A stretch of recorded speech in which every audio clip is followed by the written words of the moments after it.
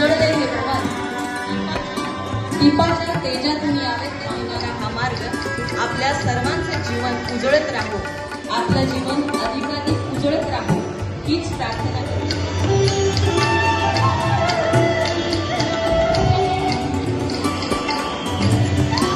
आजच्या या कार्यक्रमासाठी आपल्याला समाजातील अनेक दिग्गज मान्यवरांच्या हस्ते दीप प्रज्वलन संपन्न होत आहे.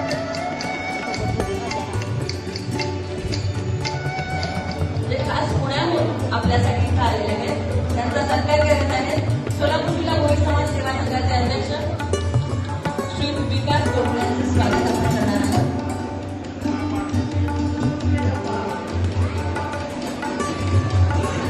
शिवाजी नानावरे यांचा सत्कार करत आहे श्री किशोर फुलारे.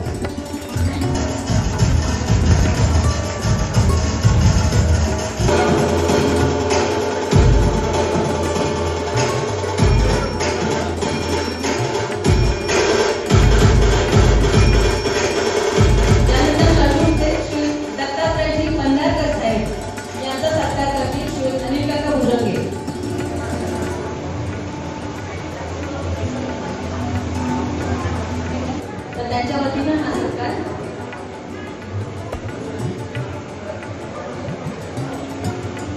समाज प्रवाहामध्ये आणणं हाच आहे. जातीय, आर्थिक, सामाजिक आणि राजकीय दृष्ट्या त्यांना समान संधी मिळाव्या. शिक्षणामध्ये, रोजगारामध्ये, शिक्षण संस्थांमध्ये, सामाजिक संस्थांमध्ये त्यांनाही समान दर्जा मिळावा याच्यासाठीच हे आरक्षणाचं मूळ आपलं मागणं आहे की आपल्याला एक वेगळं आरक्षण गट म्हणून मानण्यात यावं किंवा आपला एक प्रवर्ग वेगळा असं आपला आरक्षण गट असावा. त्याच्यामध्ये ओबीसी किंवा मराठा यांची सरमिसळ होऊ नये. तर मागासवर्ग जे आहेत, जे वैयक्तिकदृष्ट्या दुर्बल आहेत, जे शोषित आहेत, ज्यांना स्वतःचं म्हणणं मांडता येत नाही, ज्यांना स्वतःची मतं नाही येत, असा जो दुर्लक्षित समाज आहे, आरक्षणाच्या विषयावर विचार मंथन करण्यासाठी या मंचावर उपस्थित असलेले सोलापूर जिल्हा भोई समाज सेवा संघाचे अध्यक्ष माननीय विकास दामोदर दोडके साहेब, तसेच त्यांचं आपण या ठिकाणी भाषण ऐकलं. पोलीस खात्यामध्ये DSP पदावर काम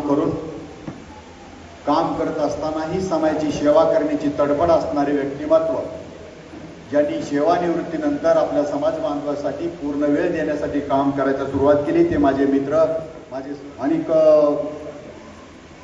या कार्यक्रमाला उपस्थित असलेले माननीय गोकुळजी मवारे साहेब, जे माजी जिल्हाधिकारी, मला फार गर्व वाटला, आपल्या समाजामध्ये पण उच्च पदस्थ म्हणून काम केलेले आपले समाज बांधव आहेत. तसेच ज्यांचं या ठिकाणी अतिशय कौतुक केलं गेलं की आरक्षणाचा लाभ न घेता 3 वेळा नगरसेवक झालेल्या या भोई समाजामध्ये माणूस आहे, याचा मला गर्व वाटला. असे अमर पुदाले, लक्ष्मणराव लांडगे साहेब, ज्यांनी खरं आमचे डोळे उघडले, असे दीपक निर्मळ, दिलीप भाऊ शिंदे, दत्तात्रय हासकर, सुनील उकांडे, प्रसादराव दतुरे, आणि खऱ्या अर्थानं आपण सगळे या ठिकाणी उपस्थित असला, मंचावरील सर्व मान्यवर. आणि मी पाहत होतो की तुमचा सत्कार होत असताना मला इतकं असं वाटलं होतं सुरुवातीला की फक्त सोलापूर शहरातले भोई समाज बांधव असतील, पण तुम्ही अख्खा धाराशिव आणि सोलापूर जिल्हा या ठिकाणी जमा केलेला आहे. आणि त्याच्यात अनेक दुधात साखर माझ्या माता भगिनी पण या ठिकाणी आलेल्या आहेत. खरं तर आज मी तिला 2 विषय तुमच्या समोर आम्ही घेऊन आलेला, याचा विचार आम्ही केला, याचा विचार मंचावरची मंडळी पण करतात. हा आम्ही करत असलेला विचार किंवा मंचावर उपस्थित असलेल्या बांधवांनी केलेला विचार हा मर्यादित न राहता समस्त समाज बांधवांच्या घराघरात विचार झाला पाहिजे, हा येतो घेऊन आज आम्ही तुमच्या समोर उपस्थित झालेलो आहोत. आणि ही जी उपलब्धी आहे, खऱ्या अर्थानं मी अतिशय अभिनंदन करेन माझे मित्र किशोर पुदालेजी, त्यांनी अपार कष्ट घेऊन तुम्हा सगळ्याला हा आमचा विचार तुमच्यापर्यंत पोहोचवण्यासाठी या ठिकाणी कार्यक्रम आयोजित केला. पुन्हा पहिल्यांदा त्यांचं टाळ्या वाजून आपण अभिनंदन करावं.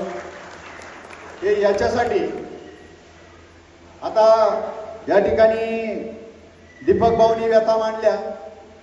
हे जर किशोरदादांनी आम्हाला इथं बोलवलं नसतं, तुम्हाला इथं बोलवलं नसतं, किशोरदादांनी सांगितलं नसतं, तर आपल्या व्यथा आपल्याच मनात राहिल्या असत्या. आपल्या वेदना आपणच सहन करत राहिला असतो. ह्या होणाऱ्या आपल्या बांधवांच्या वेदना त्या जर मार्ग काढायचा असेल तर पहिल्यांदा आपण एकत्र आलं पाहिजे, एकत्र विचार केला पाहिजे, योग्य मार्ग शोधला पाहिजे, तरच आपल्याला मार्ग मिळेल. 50 वर्ष झाले माझा भोई समाज इतका हाल कष्ट अपेक्षित येतोय, पण तो समाजात कधी आलाच नाही. दीपक दादा तुम्ही म्हणले आमच्या भोई समाजाचं नावच कुणी घेत नाही. भोई समाजाचं असं ठसठशीत नाव नुसतं आमच्यासारखं काय टीव्हीवर आलं पाहिजे, त्यासाठी तुम्ही या मोर्चात सहभागी व्हा. हा सगळा समाज व्यवस्था तुमच्या समाजाची दखल गेली. मी तुम्हाला सूचना करतो, दखल त्याच समाजाची घेतली जाते, तो समाज जागा आहे. दखल त्याच समाजाची घेतली जाते जो जागा होऊन आपले प्रश्न मांडायचा प्रयत्न करतो. तुम्ही फार थोड्या शब्दात मांडले, दादानी ते फार परिपक्व भाषण या ठिकाणी केलं. एवढे ताकदीचे विचार मांडणारी माणसं समाजामध्ये आहेत याची जाणीव पण मला आज तुम्ही करून दिली. मला आनंद वाटला. आम्ही जो लढा उभा करण्याचा प्रयत्न करतोय, खरं तर पुस्तकं वाचून समाजातली व्यथा बघून आम्ही हे विचार मांडण्याचा प्रयत्न करतो, परंतु हे विचार समाज बांधवांच्या पर्यंत पोहोचवण्यासाठी आपल्याला पर्याय नाही. आपण एकत्र आलं पाहिजे, विचार केला पाहिजे, योग्य विचाराच्या वाटेने गेलं पाहिजे, तेव्हा समाजाला नवी वाट मिळणार आहे. अन्यथा काही उपयोग होणार नाही. आणि 50 वर्ष गेलं तरी भोई समाज माशेच मारीत बसेल. आणि या भोई समाजाच्या फुटी जलमलेली पोरं एका दुसरा अधिकारी समाजामध्ये दिसेल. खऱ्या अर्थाने 50 वर्षामध्ये भोई समाजाच्या प्रत्येक घरामध्ये किमान एक तरी नोकरीला लागलेला मुलगा आपल्याला दिसायला पाहिजे होता. मला सांगा, भोई समाजाच्या घराघरामध्ये किती नोकरी लागलेली मुलं आहेत? याचं कारण काय दीपक दादा? जेव्हा आपण आता इथं माता भगिनी बसल्यात, जलमलेलं बाळ जेव्हा रडतं तेव्हा आई त्याला पाजते नाव. हे तत्व आहे. जलमलेलं बाळ सुद्धा आईला तेव्हाच कळतं तेव्हा ते रडायला लागतं. तिला वाटतं अरे त्याला भूक लागली का नाही म्हणून तिला पाजते आई. माझ्या भोई समाजाला भूक लागली की नाही आई नावाच्या सरकारला कळलंच नाही 50 वर्षामध्ये. कसं काय तुम्हाला पाजील आणि कसं काय तुम्हाला देईल होती आई. आणि म्हणून हीच गोष्ट लक्षात घेऊन आपल्याला पहिलं काम काय करावं लागेल. आता या ठिकाणी मतभेदाची भाषा केली. समाजामध्ये मतभेद असणारच आहेत, वादविवाद असणारच आहेत. एका घरात 2 भाऊ नीट राहत नाहीत, ते वाद करतायत.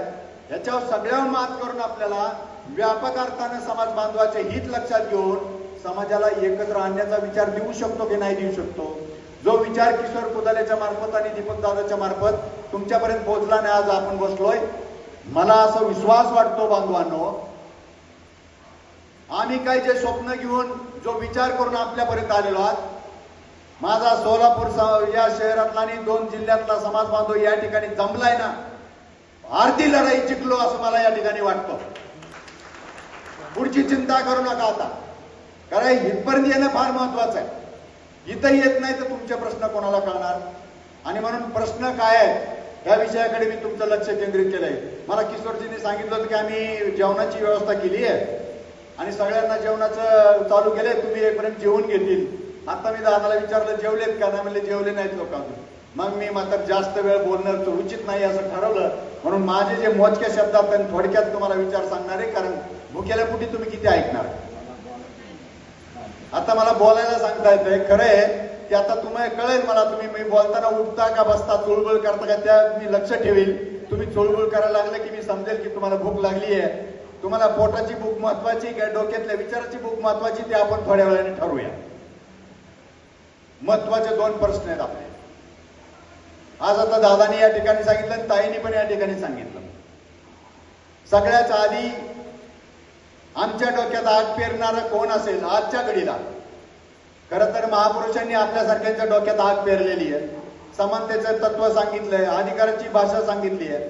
पण आजच्या घडीला झोपी असलेल्या माझ्या भोई बांधवांना, समस्त भटक्या जमातींना जाग जर कुणी केलं असेल आजच्या घडीला, आज या कालखंडामध्ये 4-6 महिन्यामध्ये, तर ते मनोज जरांगेने जागा केलेलं आहे. त्या माणसाने आपल्या समाज बांधवांच्या प्रश्नासाठी ते नेहमी म्हणतात, आमच्या लेकराला नोकरी लागली पाहिजे, आमच्या लेकराला नोकऱ्या नाहीत, आमच्या लेकराला शिक्षण नाही, आणि म्हणून ती केवढाले मोर्चे काढले हे समस्त समाज बांधवांनी बघितले ना. कोणाला माहित नाही बरं मनोज जरांगे पाटलांनी मोर्चा काढलेला आणि त्याचं काय चाललं? कोणाला माहिती आहे एखादा इथं की मनोज जरांगे पाटलाचे मोर्चे आम्हाला माहित नाहीत असा माणूस सापडेल? तेव्हा आपला समाज विचार करायला लागला, अरे मनोज जरांगे पाटील का बरं मोर्चा काढतोय? कोण आहे हा माणूस? मराठा समाज. आपल्याला माहिती आहे मराठा समाज काय आहे. गावातला सुस्थितीत गावचा पाटील असणारा, ज्याच्याकडे शेती आहे, ज्याच्याकडे गाव पोलीस पाटलाची अधिकार आहे, गावचा प्रमुख आहे, त्याचाच सरपंच आहे, त्याचाच नगरसेवक आहे, त्याचाच आमदार आहे, त्याचा खासदार आहे, त्याचाच मुख्यमंत्री आहे, असं सगळं असताना देखील त्याच्यातल्या राहिलेल्या गरिबांसाठी लढणारा एक प्रामाणिक माणूस मराठा समाजाला दिसला. एवढं सगळं असूनही आमच्या वाट्याला येत नाही म्हणून तो भांडायला लागला. मग माझा भोई समाज, घरातल्या माता भगिनी विचार करायला लागल्या, त्यांच्याकडे सगळं असताना ह्यांच्या गरिबांसाठी लढणारा माणूस बाहेर येतोय, मग माझ्या भोई समाजाला काय काय येतलं? गावात आहे आपलं 5.5% आरक्षण दुसरे लोक खात आहेत, लुटलं जात आहे. हे अतिशय 2 महत्वाचे प्रश्न जर का माझ्या भोई बांधवांनी जागावून उचलले नाही तर तुमच्या लेकराचं पुढचं भवितव्य शून्याच्या बरोबरीने चाललेलं आहे. आम्ही यासाठी भोई बांधवांनी जागा झालं का नाही पाहिजे का झालं पाहिजे? मला तुमच्याशी संवाद करायचा आहे. बांधवांनो, आम्ही भाषणं टोकू, आम्ही नेते मंडळी येऊ, आम्हाला तसं पाहिलं तर घर आहे, दार आहे, नोकऱ्या आहेत, आम्ही सुस्थितीत झालेलो आहोत. खऱ्या अर्थाने दादानी मगाशी सांगितलेला माझा भोई बांधव अतिशय हाल अपेक्षा जगतोय, धोक्यात जगतोय, तरी देखील राज्य सरकारचं त्याच्याकडे लक्ष नाही. हे लक्ष जर त्याला आणायचं असेल तर आपल्याला एकत्र आलं पाहिजे. पहिल्यांदा तुम्ही भोई बांधव म्हणून आहात, भटक्या मुक्तांच्या यादीमध्ये आहात. तुमची लोकसंख्या 50 लाखाच्या आसपास सांगितलेली आहे. खरं तर आपण किती आहोत आणि घटनेच्या भाषेत आपण कोण आहोत हे बांधवांनो ठरवलं गेलेलं नाही.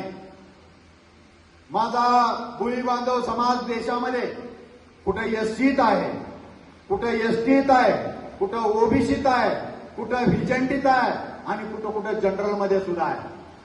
हे का झालं? हे झालं त्याचं कारण माझा भोई समाज अजूनही जागा झालेला नाही. ज्या दिवशी माझा भोई समाज जागा होईल त्याला कळेल माझं 5.5% आरक्षण चोरलं गेलेलं आहे, त्याला कळेल की माझं राजकीय आरक्षण सुद्धा चोरलं गेलेलं आहे.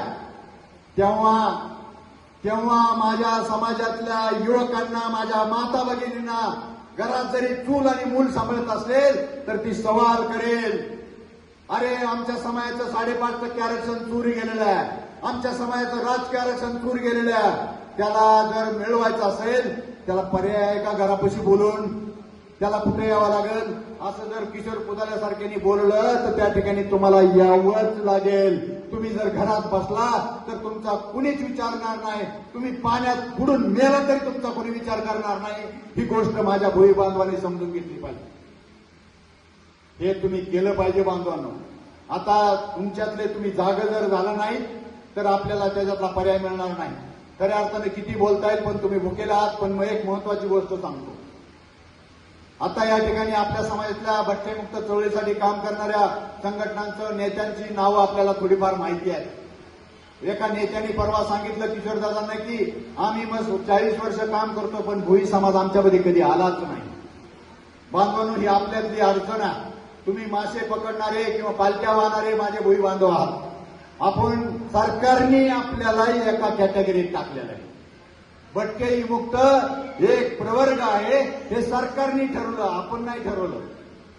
आपल्याला त्यांनी व्हिजंटीत टाकलं, आपण गपगुमान त्या व्हिजंटीमध्ये राहिलो. आपल्याला सरकारने ओबीसीत टाकलं, तिथं पण आपण गपगुमान राहिलो. खरं तर या घटनात्मक असणाऱ्या रचनेमध्ये आपण शेड्यूल कास्ट आहोत का? म्हणजे आपण अस्पृश्य आहोत का? आहोत का अस्पृश्य? नाही. आपण आदिवासी जंगलात राहणारे आहोत का? नाही. आपण गावगाड्यातल्या वेशीच्या आतले राहणारे ओबीसी आहोत का? आपण तिथंही नाही. आणि मग का आपल्या समाजाची शक्ल ओढलेत? आपला भोई समाज का एसटीत गेला, का एसटीत गेला, का ओबीसीत गेला, का व्हीजेटीत राहिला? आपल्या समाजाच्या संदर्भात गेल्या 70 वर्षामध्ये या संदर्भातला विचार कुणी केला नाही, कुणी अभ्यास केला नाही, राज्यकर्त्यापुढे मांडलं गेलं नाही. दादानी या ठिकाणी सांगितलं, हे समाजाचे प्रश्न सोडवण्यासाठी संविधानानं आपल्याला काय दिले? आपले लोकप्रतिनिधी दिले. जसा आपल्या पुदाली इथं नगरसेवक आहेत, आपल्या इथल्या वस्तीचे प्रश्न ते कुठे मांडतो? महानगरपालिकेत मांडतो. तुम्हाला नळाला पाणी नसेल, लाईट नसेल, ड्रेनेज नसेल, तर आपण आपल्या नगरसेवकाच्या मार्फत ते प्रश्न सोडवतो. पण तुमचे आरक्षणाचे प्रश्न कुठे मांडले पाहिजे? विधानसभेत. तुमच्या आर्थिक बजेटचे प्रश्न कुठे मांडले पाहिजे? विधानसभेत. तिथं निर्णय होतात. आहे का भोई समाजाचा एक तरी माणूस तिथं जाऊन बोलणारा? तिथलं तर सोडा, भोई समाजाने ती स्वप्न सोडून दिलेत आमदार खासदार होण्याची. किमान तुम्ही मंडल आयोगाच्या माध्यमातून आम्हाला ग्रामपंचायत पासून नगरपालिकेमध्ये जे स्थानिक स्वराज्य संस्थेमधून आमचे प्रतिनिधी संस्थेत पाठवण्यासाठी दिलेलं आरक्षण सुद्धा आता गदा आलेली आहे. आपण झोपलेलेच आहोत. आपण जागे नाही आहोत. आता मला ह्याच्यातला मुद्दा काय सापडला म्हणून आम्ही का आलो तुम्हाला सांगायला. कसं का होईना जे राजकीय आरक्षण मिळालं ना, आता तुमचा कर्तव्य दक्ष असणारा नगरसेवक जे अमोलदादा इथं कर्तव्य दक्ष असल्यामुळे इथं अडचण नाही येणार. पण तुमच्यातला कुणी सरपंच झाला का? इथं हातवर करून सांगा, एखादा सरपंच आहे का इथं? सरपंच आहे, वा. ग्रामपंचायत सदस्य झाले का? कुणी हातवर करा. आहे का ग्रामपंचायत सदस्य? वा, तुमचं अभिनंदन करतो. तुम्हाला वाटलं नाही का ग्रामपंचायतीमध्ये सरपंच आणि सदस्य झालेल्या माझ्या भोई बांधवांना जाणीव झाली नाही का? सरसकट मराठे जर ओबीसीत आले तर आपल्याला आपल्याला त्यांना मिळेल आरक्षण असं वाटतं का तुम्हाला? आरक्षण अडचणीत आलं वाटतं का नाही वाटतं? मराठा जर आलं वाटतं की नाही? ग्रामपंचायत सदस्य जे काय ओबीसीतून तुम्ही निवडून आलात, मराठा सगळे ओबीसीत आल्यामुळे तुमचं आरक्षण धोक्यात आलं की नाही आलं? बघा, आपल्या बांधवांना इथून पुढे ग्रामपंचायतीमध्ये जाता येणार नाही. रस्ता बंद झालेला आहे. मग आपल्याला तो दरवाजा उघडायचा असेल तर हे कुठे गेलं पाहिजे? विधानसभेत बोललं पाहिजे. मुख्यमंत्र्याच्या लक्षात आणून दिलं पाहिजे. आता मुख्यमंत्र्याला कोण विचारणार? आमदार. आहे का आपला आमदार बोलायला? हे नाही. आपल्यासमोर पर्याय काय? आपल्या भोई समाजासारखं ज्या सरकारने आपल्याला व्हीजेटी किंवा भटक्या मुक्तांमध्ये टाकलं, एक आपला प्रश्न एक आहे, आपलं जगणं एक आहे. आपण गावगाड्याच्या बाहेरचे लोक, ज्यांना गाव नाही, ज्याला घर नाही, भटकत जीवन जगणारी आपली माणसं, हा आपल्या सगळ्या भटके मुक्तांचा एक मुद्दा आहे. आपलं हे समानत्व आहे की आपण भटके आहोत, आपण घर नाही, गाव नाही, अशी माणसं आहोत. अशी माणसं सरकारने एकत्र टाकलेत आणि आपल्याला एका ताटात जीव घातलेला आहे. म्हणून आपण घास सगळ्यांना वाटून खाल्ला पाहिजे. परंतु त्या घासावर सुद्धा आपल्याला गल्ला आलेला आहे. आपल्यातलं आरक्षण 5.5% कोण खात आहे? आता मी मोठ्यानं बोलत नाही या ठिकाणी. जेव्हा सगळे माझे महाराष्ट्रातले भूमी बांधव जागे होतील ना, मग या मुख्यमंत्र्याला मी आझाद मैदानावर जाऊन सुनवेल की आमचं चोरलेलं आरक्षण आम्हाला परत करून टाक. आणि मग त्यांची नावं घेईल, आमचे आरक्षण कोण खात आहे. पण आज मी नाही बोलू शकत, माझा आवाज लय बारीक आहे. कारण अजून भोई समाजाला या आपल्या आवाजासाठी बोलणारी माणसाची ओळख नाही झालेली. भरत विटकर आज आलाय पोपटासारखा बोलायला लागलाय. उद्या काय गॅरंटी त्याची? उद्या तो जर भोई समाजाला भाषण करून म्हणेल उद्या एखाद्या पक्षाला मतदान द्या, तर मग म्हणजे दलाल झाला भरत विटकर. ही दलाली समाजामध्ये पैदा होऊ नये म्हणून आम्ही फेडरेशन काढलं. फेडरेशन कोणाचं फेडरेशन? जे आपल्यासारखे फिरून जीवन जगणारे आपले भटके आहेत, अशा भटक्या बांधवांचं फेडरेशन केलं. फेडरेशन म्हणजे काय? सगळ्या 42 भटक्या जमातीचं एकत्र येऊन आपण विचार करणं म्हणजे त्याला फेडरेशन म्हटलं. आम्ही हे नाही म्हणलं संघटना नाही काढली. लक्षात घ्या, संघटनामध्ये ज्या संघटनेचा मुख्य माणूस असतो त्याचा मालक होऊन जातो. आम्ही फेडरेशन काढलं. ज्या दिवशी भोई समाजाला वाटेल आहे फेडरेशन माझ्या भोई समाजाच्या प्रश्नावर लढत नाही, त्या दिवशी भोई समाज मोकळा या फेडरेशनतून बाहेर निघायला. त्याला आम्ही बंधनात नाही ठेवणार. असे प्रश्न असतील की ज्या प्रश्नासाठी आपल्याला एकत्र आलं पाहिजे, आणि म्हणून हे फेडरेशन केलंय. आणि म्हणून हे समान जीवन जगणाऱ्या भटके मुक्तांना आम्ही एकत्र करण्याचा प्रयत्न करतो. माझं नाव भरत विटकर आहे. तुम्हाला प्रश्न नाही पडला का हा भटके मुक्तांचा आहे, हा भोयाचा तर नाही, मग आहे कोणाचा? हा नाही प्रश्न पडला तुम्हाला? मी कोण आहे, कोण्या जातीचा असेल 42 भटक्या जमातीचा? कोणी सांगेल का मी कोण्या जातीचा असेल? नाही, मला सांगायचंय, मला ते मुद्दा सांगायचा की संघटना काढल्याच्या नंतर जी संघटना ज्या माणसाची असते त्याच माणसाची मालकी होते. आम्हाला मालकी नाही निर्माण करायची. मी जातीनं वडार आहे. तुम्ही जे मासे पकडता आम्हाला लई 24 लागतात, आम्ही खातो मासे तुमचे आणि आम्हाला बरं वाटतं. पण आम्ही हा विचार केला नाही की माझा भोई समाज पाण्यात जाण्यामध्ये जाऊन किती अडचणीत मासे पकडतो, त्याचे काय हाल होतील त्याचा आम्हाला मासे खाताना विचार नाही आला आणि त्या पुढाऱ्यांना राज्यकर्त्यांना पण नाही आला. मात्र भिगवणला जाताना रस्त्यात उतरतात, मासेले भारी मिळतात. पण आणले कुणी? मच्छिंद्रदादांनी सांगितलं आम्ही 15 रुपये किलोनी विकतो आणि तो 200 रुपयांनी डल्ला मारतो. हे कशाने झालं? कारण आमचा भोई समाज जागा झाला नाही. बांधवांनो, या सोलापूरमध्ये माझ्या वडार समाजाच्या मेळाव्यामध्ये देवेंद्र फडणवीस मुख्यमंत्री आलते आणि त्यांनी वडार समाजाला बघून कारण ताकद बघितली ना वडार समाजाची त्यांनी इथं, आणि काय सांगितलं होतं? ताकद बघितली की पुढारी कुठं आहे बघा, गाय पाणवलेली असते पण धार काढायला सुद्धा समाजाची ताकद लागते, ती मूठ लागते जाम, तेव्हा ती धार निघते, नाही तर धार निघत नाही. गाय पाणवून उपयोग नाही. माझ्या भोई बांधवांची अशी विखुरलेली वाट जर अशी दाबली ना तर ह्या राज्यकर्त्याच्या पाणवलेल्या गायीचं दूध काढून आपल्या समाज बांधवापर्यंत पोहोचेल. हे हा याच्यातला सूत्र आहे.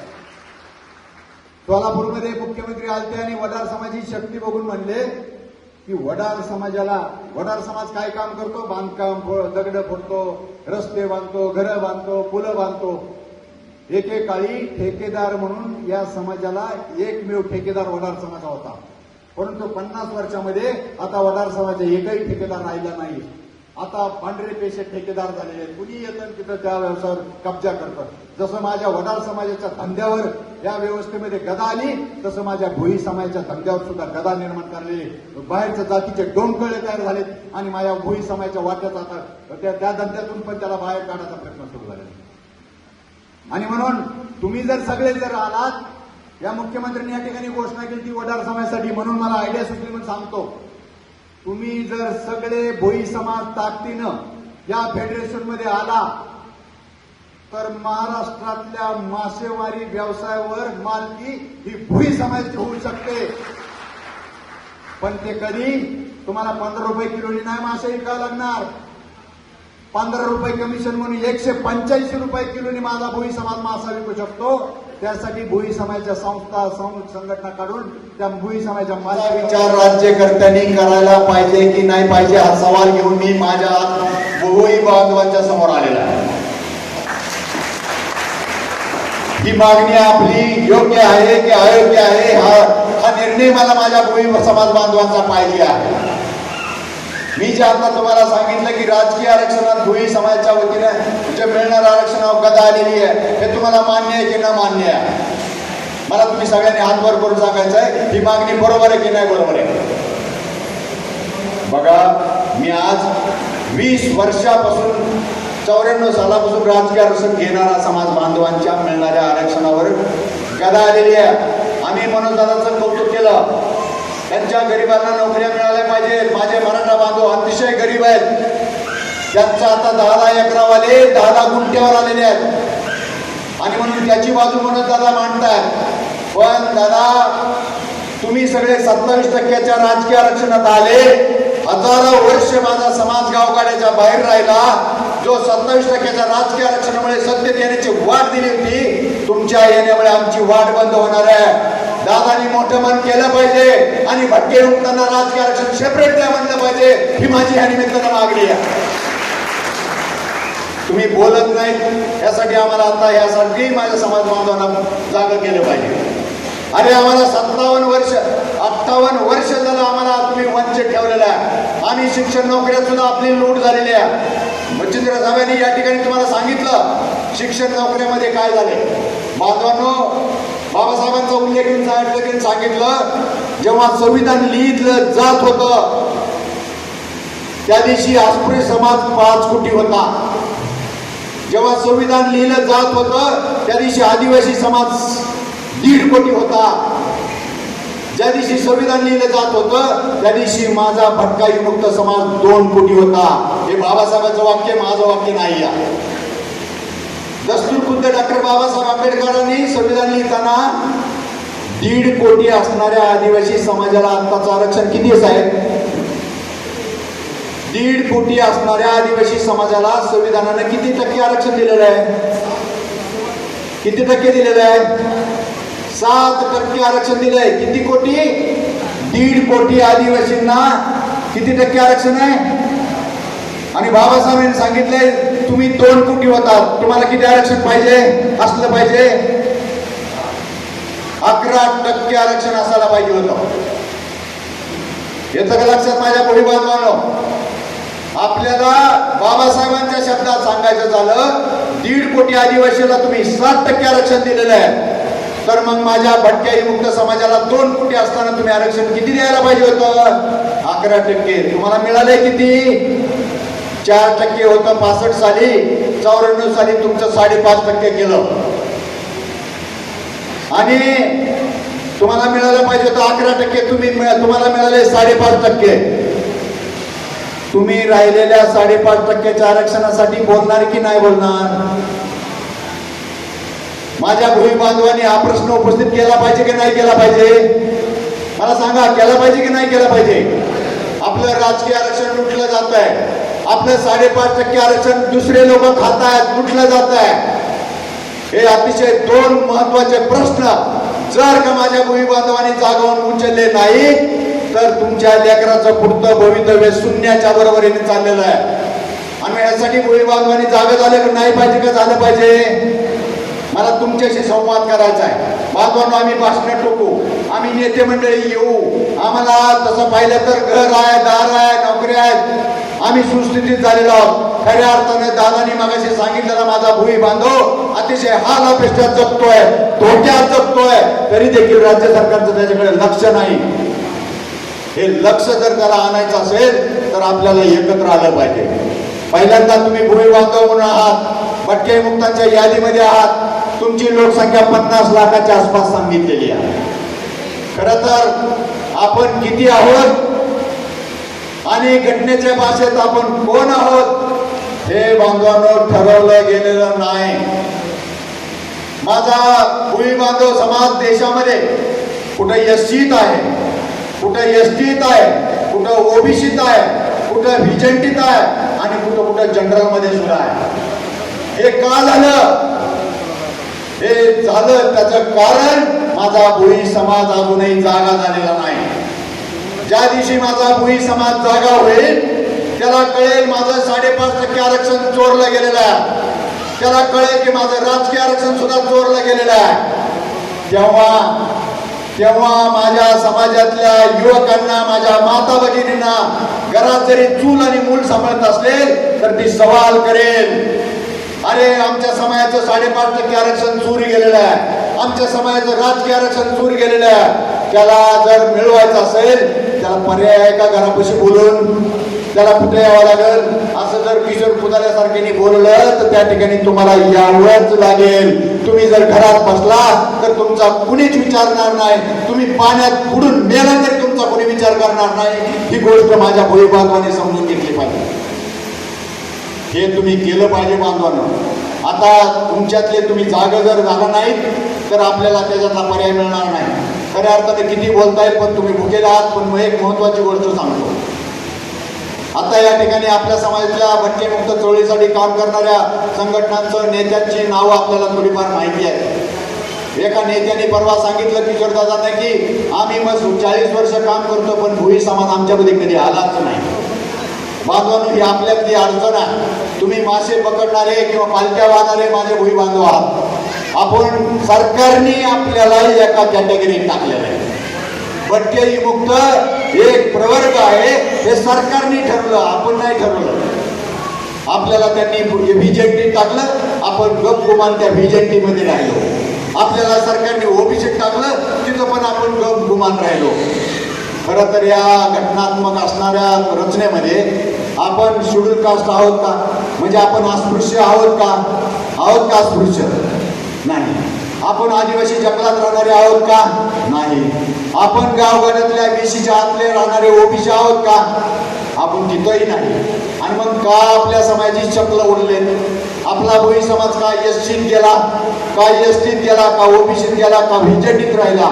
आपल्या समाजाच्या संदर्भात गेल्या 70 वर्षामध्ये या संदर्भातला विचार कुणी केला नाही, कुणी अभ्यास केला नाही, राज्यकर्त्यापुढे मांडलं गेलं नाही. दादानी या ठिकाणी सांगितलं हे समाजाचे प्रश्न सोडवण्यासाठी संविधानानं आपल्याला काय दिलंय? आपले लोकप्रतिनिधी दिले. जसा आपल्या पुदाले इथं नगरसेवक आहेत, आपल्या इथल्या वस्तीचे प्रश्न ते कुठं मांडतो? महानगरपालिकेत मांडतो. तुम्हाला नळाला पाणी नसेल, लाईट नसेल, ड्रेनेज नसेल तर आपण आपल्या नगरसेवकाच्या मार्फत ते प्रश्न सोडवतो. पण तुमचे आरक्षणाचे प्रश्न कुठं मांडले पाहिजे? विधानसभेत. तुमचे आर्थिक बजेटचे प्रश्न कुठं मांडले पाहिजे? विधानसभेत. तिथं निर्णय होतात. ऐका, भोई समाजाचा एक तरी माणूस तिथं जाऊन बोलणारा?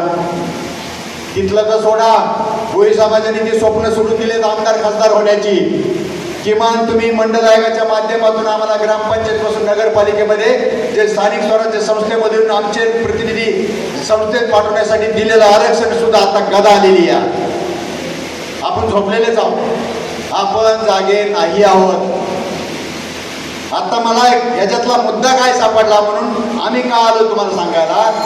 कसं का व्हायना जे राजकीय आरक्षण मिळालं ना, आता तुमचा कर्तव्यदक्ष असणारा नगरसेवक जे अमोलदादा इथं कर्तव्यदक्ष असल्यामुळे इथं अडचण नाही येणार. पण तुमच्यातला कोणी सरपंच झाला का? इथं हातवर करून सांगा एखादा सरपंच आहे का इथं? सरपंच आहे, वा. ग्रामपंचायत सदस्य झाले का? कोणी हातवर करा. ऐका, ग्रामपंचायत सदस्य, वा.